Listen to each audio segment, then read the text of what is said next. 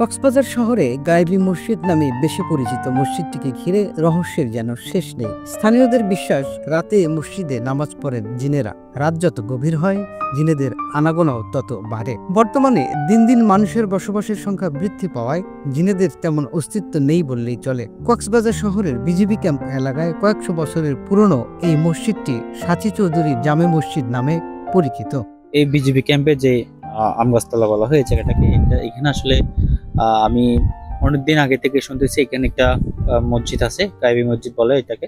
জানা গেছে এটি প্রতিষ্ঠা করেন সাচি চৌধুরী নামে এক ব্যক্তি, তবে কবে এটি প্রতিষ্ঠিত হয় তা জানা যায়নি। মসজিদটি বিভিন্ন নামে পরিচিত, অনেকেই বলেন সাচি মসজিদ, আবার অনেকের কাছে মুঘল আমলের মসজিদ, গায়েবী মসজিদ। কিন্তু এটি আসলে কোন আমলে বা কে তৈরি করেছিল তার সঠিক তথ্য এখনো কেউ দিতে পারেনি। দেখলাম একটা অনেক পুরানো মসজিদ, তো দেখে নামাজের সময়ের সাথে মিলে গেল। আমি ঢুকে পড়লাম এখানে পুরান মসজিদে নামাজ পড়ার জন্য।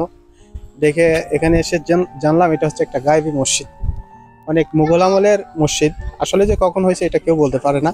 মূল মসজিদের পূর্বে যেখানে বারান্দা ছিল, বর্তমানে সেখানে নতুন করে মসজিদ বাড়ানো হয়েছে। প্রায় 7 কাতারের মতো বারান্দা জায়গাটি এখন দ্বিতল করা হয়েছে নামাজের জন্য। মসজিদের দক্ষিণ পূর্ব পাশের বিরাট এলাকা জুড়ে কবরস্থান, উত্তরে বিশাল দিঘি। সব মিলিয়ে নৈসর্গিক সৌন্দর্য ও আধ্যাত্মিক পরিবেশে মুসল্লিরা নামাজ আদায় করে প্রশান্তি লাভ করেন। এর নির্মাণ শৈলী ও স্থাপত্য সৌন্দর্য সবার নজর কাড়ে। দেয়াল প্রায় 5 ফুট চওড়া, কোথাও লোহা ব্যবহার করা হয়নি। চুন সুরকি দিয়ে তৈরি মসজিদের দেয়াল ও গম্বুজ। মসজিদটির উপরে রয়েছে একটি বিশাল গম্বুজ। মসজিদটি অনেক পুরনো ও ঐতিহ্যবাহী হওয়ায় দূর দূরান্ত থেকে বিভিন্ন ধর্মের মানুষ এখানে ইবাদত করতে আসেন। এই সম্প্রদায়, যে হিন্দু সম্প্রদায়ের লোকরা আছে, তারাও এখানে দান খয়রাত করতে আসে আর কি।